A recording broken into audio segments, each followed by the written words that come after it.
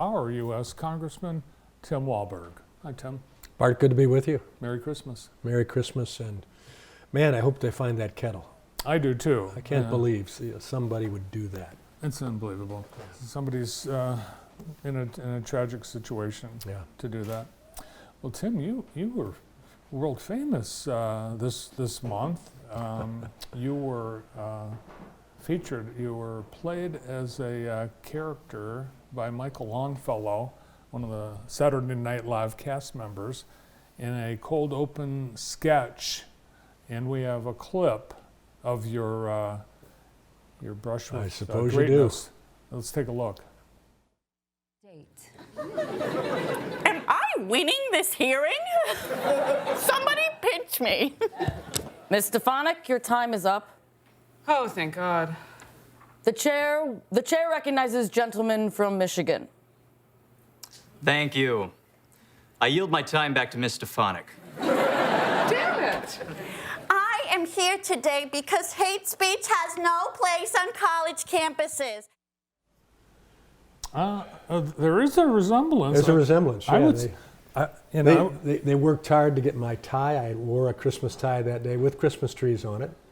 I had a striped shirt that I was wearing, not quite as faint as that. A blue suit, and looks like they tried to get the member's pin on it. And the glasses. He looks much older than me, though, if you notice that. So. Well, they did a good job of making Michael Longfellow look a little older than his actual 29 years. Yeah. Well, it's flattering to be played by a 29-year-old. That's something, yeah. So that hearing, the college presidents, you brought them before you about the anti-Semitism on campus. Yeah, it was it's crazy, and Saturday Night Live took a lot of heat for making fun of such a difficult situation. But when we had the college presidents, Harvard, Penn U, and also MIT there, it was amazing the lack of moral clarity these college presidents displayed in trying to answer questions and still be woke relative to genocide that goes on in Gaza right now and went on in Israel on October 7th that started the war when 1,300 innocent people were brutally murdered.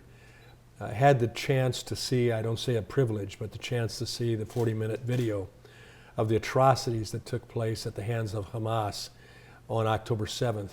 If more people saw that, and especially college students that had been indoctrinated by propaganda, they would think differently. The atrocities of the way these Hamas fighters brutally murdered innocents, little children, babies, burned to death in the cars. I'll never forget an Israeli soldier who was beat to death and ultimately his head kicked off by brutal force while they were screaming Allah Akbar and exclaiming in exultation over what they were doing. If more people saw that, they would be concerned that Jewish students on our college campuses these days feel literally in fear of their lives. We have to stop that. When you ask some of the students who are demonstrating what the expression from the river to the sea means, many of them have no idea. When you explain it to them what that means, from the Jordan River to Mediterranean Sea, all of that will be taken away from Israel and Israel destroyed. All of a sudden they wake up and they say, oh, I didn't know that. Well, there's a lot of ignorance about what actually is happening in the Middle East, about what these people were being accused of was just their words. So, is this a free speech, First Amendment attack that these students or college leaders can't say what they feel like saying? Yeah, I mean, we would hope that a college president from Harvard, for instance, would be very quick to answer my colleague, Elise Stefanik, and I didn't relinquish any of my time to her. I guess they needed an old white guy to be part of that trio there. But I did ask questions of the presidents, and specifically Harvard's presidents, when I talked about the Harvard having the motto since its inception of Veritas, meaning truth. Why couldn't you simply state the truth that genocide of any race is wrong? The three are all in, I guess, thin ice. One has lost their job. The Harvard president is now coming under new attacks for Plagiarism. falsifying some data in her one of her college papers. Her doctoral thesis. Yeah. Yeah. All right. Well, speaking of the Constitution, this week the Colorado Supreme Court said former President Trump is not qualified to be on the primary ballot for president in the state of Colorado. What do you think about that? Well, this decision was made by a state Supreme Court using federal law 2,000 miles away from the incident that took place outside of their state, with the president not being charged with insurrection yet, but they chose to throw him off the ballot without due process. It's just wrong. I would say it's wrong if Texas, based upon what our president hasn't done for the border security, would have their Supreme Court call for him to be taken off the ballot in Texas this coming election. Well, I would say it's wrong. Texas Governor Abbott suggested that Joe Biden be taken off the Texas ballot in retaliation. And that would be wrong. That's what I'm saying. That would be wrong for them to do because, bottom line, the 14th Amendment wasn't made for something like this. It was made right after the Civil War to make sure that leaders in the Confederacy and soldiers in the Confederacy wouldn't be running for office in this country. It has never been used for a president. And in this case, they didn't read the full 14th Amendment. When you get down to the 6th section, it talks about the fact that Congress, with a 2/3 vote, carries this out. It's not a state Supreme Court. So this is wrong. If this is allowed to happen, this is another evidence of a banana republic type situation. If you don't want the leading candidate of a party that you don't support to be on the ballot, you remove them from your ballot. It's likely going to be decided at the U.S. Supreme Court. And hopefully soon and quickly and strongly. So last week, earlier this week, former Congressman Mike Rogers was here, and he praised you and some of your efforts, particularly with the CARS Act. He's running to replace Debbie Stabenow in the U.S. Senate. Do you support Mike Rogers? Yeah, I've endorsed Mike. Spent quite some time encouraging him to run. He's living a good life right now since he's been out of Congress for, I think, 2 terms, maybe even 3 terms now. I served with him in Congress. I've known him an awful long time while he was still in the state legislature as well. And he's a guy that is a true conservative. He knows how to work within the system. He has high respect. He has much background as a member of the military and the Army, but also as an FBI agent back when he says the FBI was a good organization led by good people. He understands national security. He was chair of the Intelligence Committee in the House for several years. He was on the Energy and Commerce Committee like I am. He's a good guy. He was happily, he and his wife, working in the area of cybersecurity outside of Congress. But I think he saw this opportunity to come back, weighed it hard. It doesn't happen but maybe once every 30 years. He pointed out your bill, you introduced a bill, and it was passed by the House, the CARS Act, Yeah. which has to do with emission standards and electric vehicles.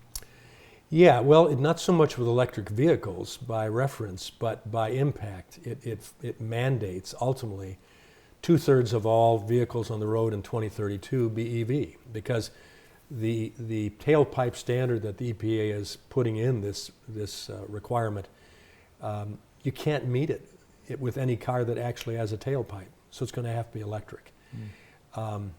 6% of our population now owns an EV. To move from 2023 with 6% to 2032 with 67%, it's impossible. Plus, we don't have the charging stations.